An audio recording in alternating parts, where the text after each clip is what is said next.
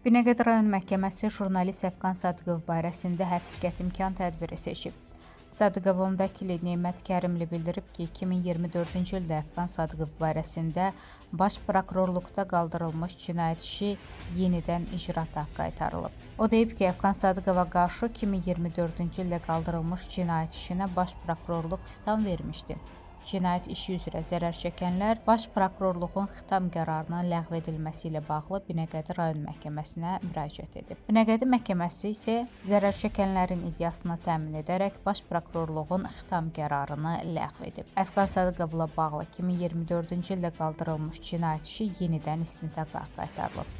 Əfqan Sadıqov barəsində Azərbaycan Respublikasının Baş prokurorluğu tərəfindən 2024-cü ildə Cinayət Məcəlləsinin 182-ci hədə-qorxu ilə tələb etmə maddəsi ilə cinayət işi başlanılıb. 2024-cü il avqustun 4-də Əfqan Sadıqov Azərbaycan Baş prokurorluğunun vəsaitəti əsasında Gürcüstanda həbs edilib. Tiflis şəhər məhkəməsi Əfqan Sadıqov barəsində həbs və Azərbaycana ekstradisiya edilməsi ilə bağlı qərar qəbul edib. Lakin Avropa İnsan Hüquqları Məhkəməsi jurnalistin ekstradisiyasını qadağan edib. 2025-ci ilin aprelində Əfqan Sadıqov azadlığa buraxılıb. 2026-cı il aprelin 1-də Azərbaycan Baş prokurorluğu Əfqan Sadıqov barəsində qaldırılan cinayət işinə xitam verib.